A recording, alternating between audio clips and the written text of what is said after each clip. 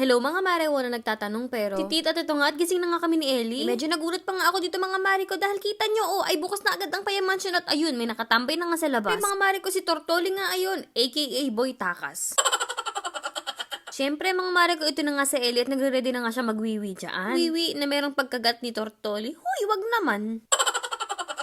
At ito nga si Ellie, pagkatapos nga niyang mag-jebs, ay talagang happy kid. Pagkatapos nga niyang magwiwi at pupu, kita niyo nga si Ellie, ay masayang-masayang nakita nga ang kanyang camera at bam-bam. Ay para bang alam na nga ni Ellie na siya nga ilalabas. At pagbukas ko nga ng aming pintuan, huy, aba, ay meron nga palang papackage dito. Nakikita ko kasi to sa vlog nga ni Mama Shi. Ay syempre, dahil inggitera nga ang maring Sisi, chinat ko si Mama Shi. Meal prep nga pala yun mga marikot, hinayaan ko na nga muna siya sa loob ng bahay at mamaya ko na asikasuhin at may yelo naman yun sa loob. At kami nga dito sa neighborhood ay mag-walking-walking nga muna ni Ellie. At pagka-uwi nga namin ng bahay, pinagpahinga ko nga muna si Ellie at ako naman ay gagawa nga ng aking breakfast. At ito, tinawag ko na nga si Ellie para nga siya ay kumain na. Sit. Good boy. Stay. Stay. No. Stay. Stay. Stay. Go. Good boy. Wititit nga, talagang very good nga itong si Ellie. At habang kumakain nga si Ellie, ako naman itong at maghahanda naman nga ako ng aking inumin. Shawawat nga talaga sa pinsan nga ni Boss _ mapagmahal 1 for 3 at nagkaroon nga ako ng restock nga ulit. Nung umuwi ako ng Pilipinas mga mare ko, napakadami ko talagang cafe macchiato nga na binili. At ngayon nga, matitikman ko na nga din yung ibang flavor. At ito nga, ready na nga din pala ang aking pagkain. Ayan, gumawa nga lang pala ako ng avocado toast ko. Pagkatapos, ayan, magka-cafe macchiato tayo. Alam nyo, kahit dito sa US, ay talagang napapabili nga ako ng Luxlim nung naubusan nga ako. Ang ganda nga din kasi ng tulong nga niyan sa aking fitness journey. Gagawan ko yan ng separate video soon. Friday nga ngayon dito sa amin mga marikot. Ito nga at ang paboritong araw nga ni Ellie. Here. You left it here. Here. Look what she got you. Look. Look. Look what she got you. Wait. Here. Here. You want this now? Okay, hold on. Napaka-sweet nga talaga ng aming kapitbahay dahil tuwing Friday talagang naalala niya si Ellie.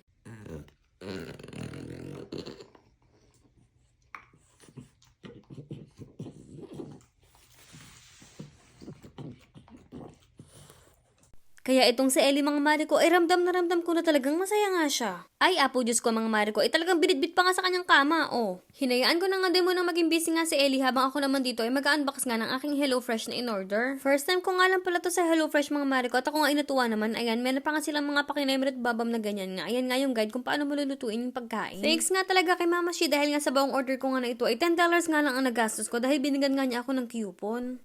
At ayan mga mare ko, nakakatuwa nga talaga nakabukod-bukod na nga din siya at hindi ka na nga din mahihirapan. At dito nga sa panghuli mga mare ko, dito nga pala nakalagay yung mga karne. Ayan, mga nakalabel na nga din siya. At ayos din pala ang order dito dahil may lamig din talaga ang box dahil nga ayan, meron nga silang paganyan. Na-curious nga pala ako at binuksan ko nga yung isa pagkatapos ayan, ganyan pala yung laman niya. Ay talagang lahat nga na ingredients na kailangan mo sa pagluluto mga mare ko ay nandyan na nga din. As in, babasahin mo na nga din talaga yung guide nga na binigyan nila sa inyo pagkatapos ay magluluto ka na. At ito nga pala mga mare ko, papakainin ko na nga ang tortlets at Diyos ko si Tortolo ay nakakipagtago-taguan pa. Ay Oli, oo, hindi kita nakikita. Nagpapakondisyon pa nga si Tortoli at para bang kahirap nga niyang tawagan kaya nga ito tinatawag ko na nga lang na nga muna dito si Ali. Buti na nga lang din talaga mga mare ko ang bunso nga ng tortulets ay talagang masunurin at din. Para nga sa mga nagkataka ko hindi ko na daw ba mahal ang tortulets sa salapag na nga daw sila kumakain. Ay grabe nyo, ay babanatan ko kayo. Ay, syempre mga mare ko, love na love namin ang tortulets. Pero naiintindihan ko kayo dahil nga siguro namimiss nyo na nga ang mga pagkain nilang mga spaghetti, mga carbonara, kinemre at bambam. Ay, paalala ko lang mga mare ko, ayun po ay hindi po nila main food. Kumbaga sa aso ay para bang treats nila yon. At ito nga, naisipat ko na nga din kapag nga pellets nga ang kanilang pagkain ay mas mainam na nga sa lapag na nga lang din. Kaya nililinis ko nga yung section nga na yan at ayan, dyan ko nga nilalatag ang kanilang pagkain dahil para na nga din mahasa ang kanilang mga beak. Ay para silang ibon mga mare ko dahil nga ayun, wala nga silang ngipin. Dahil kung minsan mga mare ko, ang beak nga nila ay kailangan din itrim. Habang busy nga ako pinapakain ng tortulets, ay si Ellie kuya ay nababaliw na dun Yung mag-alala mga mare ko, minsan ipapakita ko rin sa inyo ang pagkain nga ng spaghetti, carbonara, ganon. Ako muna isasalida lang. Hoy, kagrabe sa sasalida. At para nga sa mga naku-curious kung paano ko nga na-identify kung sino si Oli, si Ali at si Ili, ito na mga mare. Ayan, si Ellie ko, yung mga mare ko, siya ay namamahinga ngayon habang ang tortulets ay ayan, kumakain dyan. And meron sa inyong mga iilan na nagtatanong, paano daw ba natin na-identify kung sino si Oli, si Ali, and si Ili. So, alam ko na, sagot ko na to before, pero ayan, sige, uulitin natin. So, ayan ang turtlets. Ito, si Tortoli. This one is Tortilli.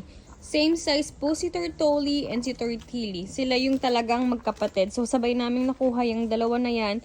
And ang pinagkaiba nila is, kung mapapansin nyo, ayun, ang palatandaan nyo kay Tortoli, ayan, nagkaroon ng ukab yung kanyang shell dyan. And yung kay Tortilli is, wala po. So, pag malayo pa lang, minsan nalilito kami sa dalawa na to. Kasi nga, same size sila. Ang kailangan namin makita is yung ganyan, yung ukab ng shell nila para ma-identify ko kung sino si Oli or kung sino si Ili. And si Ali naman po is madali for us dahil sa kanilang tatlo, siya po yung pinakamaliit kung mapapansin nyo. Ayan. And yung shell ni Ali is mas maganda kaysa sa shell nung dalawa kasi mas round yung shell niya. Ayan, kung mapapansin nyo. And yung likodan ni Ali is meron siyang parang pahumpak dyan. So kahit sobrang layo ni Ali is kabisado na namin talaga siya. Pero itong sa dalawa na to, again, medyo nalilito pa nga kami dyan. Unless makita namin yung ganyan. So, ayun mga Mariko, sana ay nasagot ko ng maayos. And ang gagawin ko na ngayon is maglilinis ng backyard dahil malapit nang magtag-init dito. So, kailangan ko nang mag-ready. Anong ginagawa ni Ellie Pot? At huy, sa kakadaldal ko nga mga Mariko at ayun nga at nagsalo-saro na nga ang tortkulets. At syempre ang magaling na Ellie nga ayun nga at vroom vroom. At syempre ito nga si Tortilli ay talagang nabitin nga siya, o kita nyo. At kahit nga ang aking pang scoop daw hindi nga di daw makakaligtas sa kanya at talagang ngangal-ngalin, ay grabe. At ito nga mga Mariko, naglaan na nga din ako ng isang oras nga para nga maglinis sa aming backyard. Ay kailangan talagang kunti-kunti lang mga Mariko dahil napakarami ko din talagang ganap nga sa buhay. At habang ako nga ay naglilinis nga dito, ayan nga at nakatambay nga lang dyan si Ellie. At talagang napakabait nga niyang bata, oh. At ito nga ang pan nga ng tortkulets ay punong-puno na nga ng tubig ulan at ayan ay pandidilig ko na nga lang muna nga sa gilid-gilid. At alam niyo na mga Mariko, ang mga damo nga naman ay kailangan na nga ulit magsitubo. Wait, at alam niyo naman ang tortkulets ay talagang malakas nga sa damo. Sa isang oras nga na paglilinis mga Mariko, ang sabi ko nga ay pwede na nga muna ito. At bukas nga ako mga Mariko ay pagpapatuloy ko nga ulit ang paglilinis. Ay, Diyos ko, ikagrabe, oh. Ito talagang si Tortilli ay kala mo talagang palaging ginugutom mo, ay lahat na lang ay kinakagat. At alam niyo na, ang tortkulets ay alam na talaga nilang kanilang routine. Pagkabandang mga alas 4 na nga ng hapon, ayan o, kung saan na nga sila pumapasok. Ay, yung dalawa nga mga Mariko ay nauna na nga din, o. Pagkapasok ko nga din ng bahay, sabi ko nga ay mamamahinga nga muna ako, pero itong si Ellie ay naunang namahinga sa akin, o.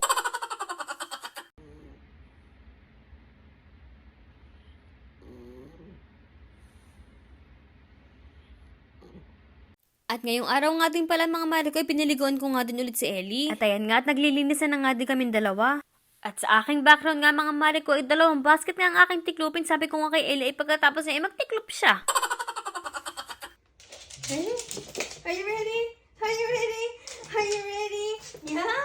Ay! Pipikapin nga lang din pala akong paninda sa kaibigan ko nga sa mall. At dahil malapit na nga din mag-close ang mall at alam ko na paalis na nga din ang mga tao, sabi ko nga ay makakapark nga ako sa harap nga. Kahit 5 minutes ay maiwan ko nga si Ellie sa sasakyan at nakatatanaw ko siya. Huwag kayo mag-alala mga Mariko dahil safe na safe po din naman si Ellie. Pre, kasabay niyan, minomonitor ko nga ang temperatura nga sa loob ng sasakyan. At ito nga mga Mariko, nagpipick up na nga pala ako. Like mga Mariko, yung Facebook group nga namin at napakaraming nga sale. Yung ibang nga mga lipstick ay wala pang 500 at meron naman mga 599 lang. At syempre, dito nga sa amin ay legit USA items din talaga ang mabibili mo nga. At pagkatapos nga ng aking quick pick up, ito na nga, ready na nga kaming umuwi ni Ellie. Nagbalik trabaho na nga din ako mga Mariko at talagang ang Ellie, dito pa talaga natulog, oh.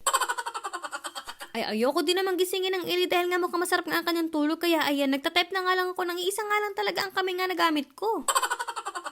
Ay, wititit nga talagang nakiramdam nga ata ng hiya si Ellie, oh. Ay, wititit nga mga Mariko, tagarap nga na pala na ibang pwesto, oh. Eh, kahit naman ganyan nga nangyayari, kahit nga ako nagkatrabaho, ay, Diyos ko, ay pagka-cute-cute naman ni Ellie at okay lang. Ibinaba ko na nga na din muna dito si Ellie para nga siya ay makatulog nga ng payapa, oh. Nung matapos nga din ako sa trabaho, umakit na nga din kami ni Ellie sa taas nga para nga matulog. Saglit nga lang daw at magpapabelly rub nga daw siya sa kanyang papa, boss, oh. At yan lang muna for today's vlog. Thank you for watching and see you guys on our next one.